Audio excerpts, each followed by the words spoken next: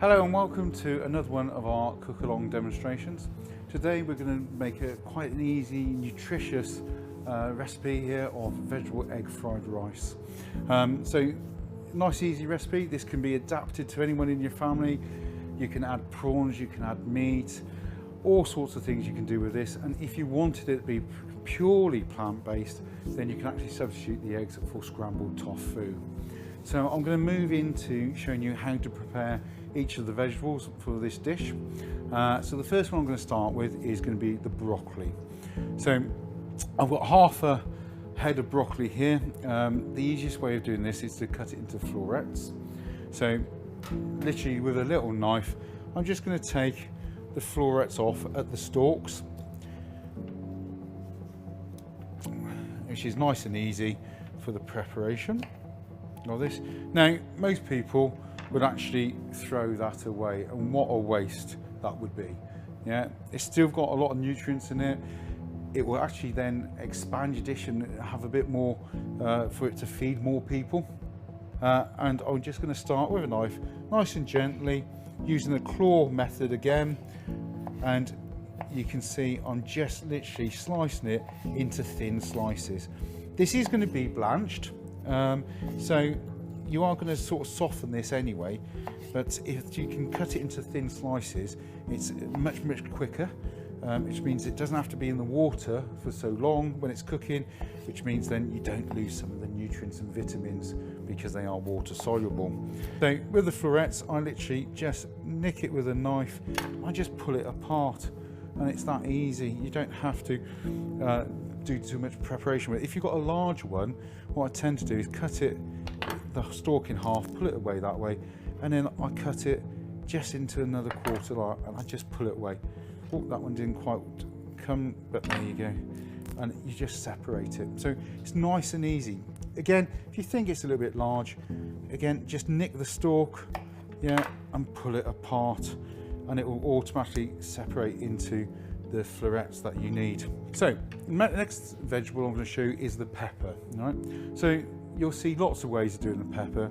This one's probably the easiest way that you can do it and most simplest way. All right, so I'll show you with this red one. So what we need to do is, again, using the claw technique, we're just going to cut straight off the top, yeah, which sort of makes a little hat, if you like.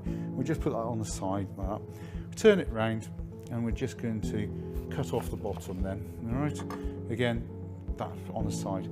Then it's simply getting your waste bowl, and you can get a spoon, and you can just push down on the membrane, which you see is attaching the seeds into the plant. And once you do that, it just comes down, and it will come out as one whole plug of seeds. And you can see that's the plug of seeds, and it's all come out, and it's all nice and clean and tidy. So that's the easiest way of taking out the seeds of a pepper. For the actual cutting of this now, yeah, it's just a matter of you just slice down, and I do it into sort of 3 pieces like that, and then it's easy then to slice it. I always slice it with the flesh side up because it's soft and it goes through the with a knife a lot easier. If you try and do it skin side, sometimes the skin's a bit firm and it's hard to get through. So again, claw fashion, and I'm just literally slicing the pieces. And it's nice to have these slices, and they don't have to be too thick, you know, they can be nice and thin.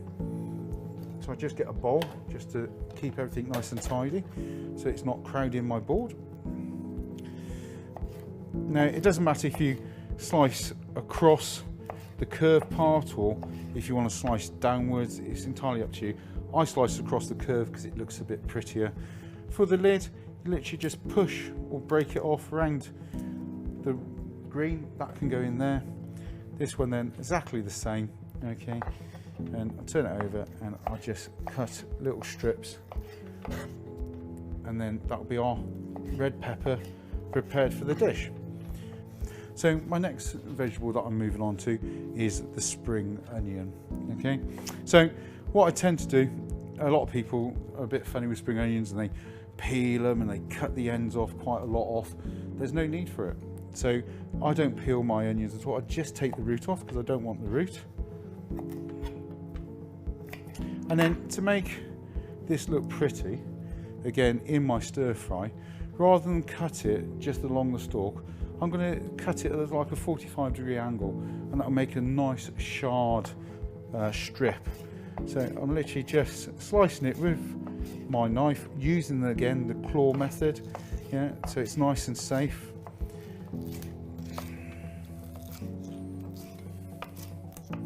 And you can see, rather than having a rounded little slice, you've got this lovely long shard, which looks very, very pleasant and appealing in the dish. I'm using the ready prepared garlic just for easiness today, rather than having to crush cloves. But I'm going to use fresh ginger instead.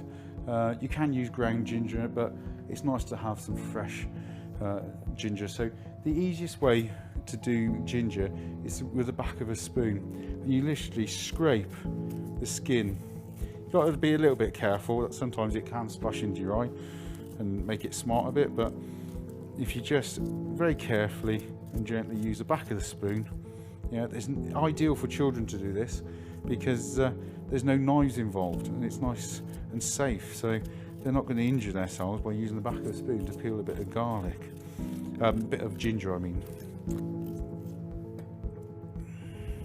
So it's that simple to get the skin off ginger, and most people are afraid and try and peel it and get in a bit of a mess. So what I'm going to do is, when I want that, I'm going to do a grate of that ginger. We've got fresh coriander in the recipe. It does say you can use dried, but again, I'm going to prepare the coriander for what we need. So coriander, if you try and cut your leaves, they bruise and discolour. So you literally want to just pick off the leaves like that. And I've picked off a lot of the stalks already to save time. And then again, people tend to think you throw the stalks away. So there's a couple of ways you can do stalks and introduce them into the recipe and dish. If you've got a pestle and mortar, you can crush them down. But if you haven't and you've just got a knife, you can just simply, again using the claw method, just simply chop them into fine little strips and pieces, and that you can sprinkle into your dish then and use all the plant rather than throwing anything away. Then lastly, what we need for this dish is some brown rice. Now again, I've actually had my brown rice blanched and cooked already, just again to save time, and also I wanted it done a little bit earlier just so it fluffs and dries out a bit. Sometimes it's better to actually do the rice the day before. If you do that though, make sure that once it's cooked and it's cooled down, that you put it in the fridge and cling filmed it to keep it nice and safe.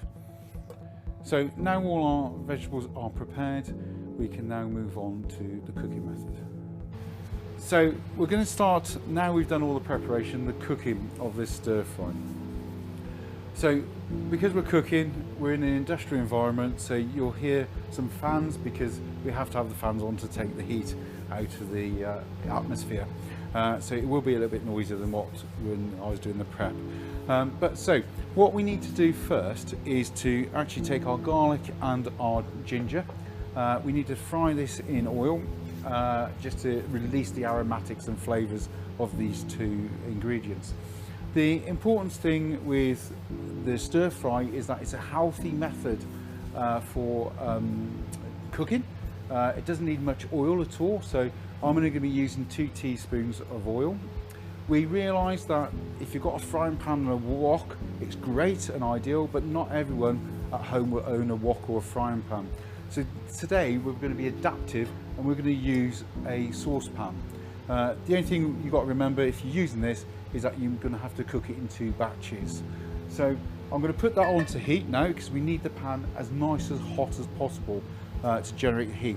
Because we've got a hot pan, we're going to use rapeseed oil today. All right, it's good for the fat content and it's got a high smoking point, so it's ideal for high intensity cooking like we're doing. So I'm going to put my oil into the pan. I'm using a dessert spoon because that's equivalent to 2 teaspoons. So it means I don't have to go backwards and forwards with a spoon. So you can hear that pan's nice and sizzly and hot. Okay, so I'm going to take my ginger and put that in. I'm going to take my teaspoon of garlic. I'm using the prepared garlic just because it's easier and quicker. And I'm just going to give that a little bit of a stir fry, like I said, just to release the aromatics. So the next thing to go in is the peppers and the broccoli. While we've been doing it, I've already pre-blanched the broccoli because it makes it easier and faster to cook. The purpose of blanching as well is that the vegetables aren't in water too long. And why is this important? You heard me say when I was preparing that the broccoli would be vitamin C water soluble. So because the broccoli and the peppers are high in vitamin C, when we have to leave it in water for a long time to cook, that's when all the vitamins leach out into the water. At least with this then, as a quick cooking method and a blanching as well, it means it retains as much of that vitamin C as it can do. So I'm just going to give this a bit of a stir. Now, again, like I said, because of the size of the pan, I'm going to be doing this in 2 batches. We don't want to, remember gas, we don't want it lapping over the edge. We want it underneath the pan so the heat goes into the pan. So they've come to a nice little colour. We don't want to overcook it, don't forget. So I'm just going to add half this rice because we're just doing half a mix at the moment. It's about half my rice.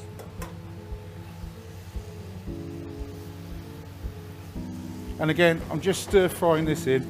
Obviously, if you had a wok or a frying pan, you'd be able to toss it and get it over. So I'm having to just shake and turn while I'm stir frying. Try not to lift the pan off the heat because otherwise you lose heat in the pan. So we want it to be constantly hot. And you can hear it still sizzling.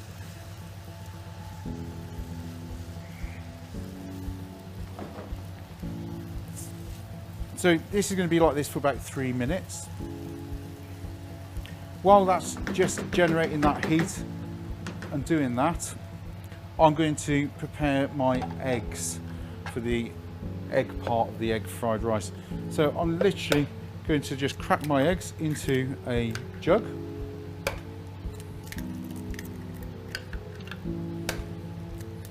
And then I'm going to use a fork. I'm just going to whip those up. So all the egg and the egg white is all mixed evenly.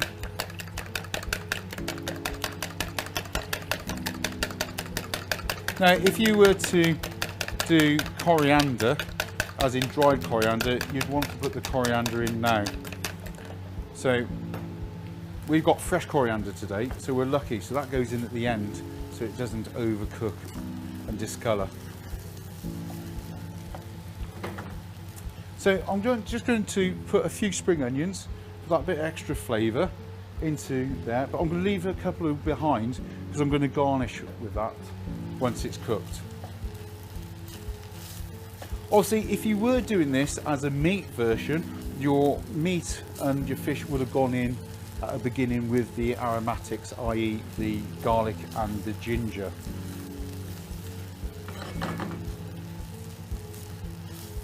So I'm going to introduce the egg part. So what we do is we make a little well in the middle of the pan so that all you can see is the surface of the pan. And again, I'm going to use this because we're doing it in 2 batches. So just a little bit, and then as that sets a bit like an omelette, we're just agitating it and moving it about so it makes nice little lumps of egg. So once that's cooked and you've got those little lumps of eggs in it, we can just add a little spot more egg just to bind it.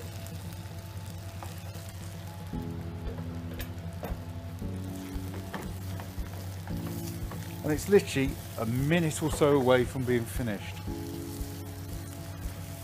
So at this stage now, I'd add my fresh coriander.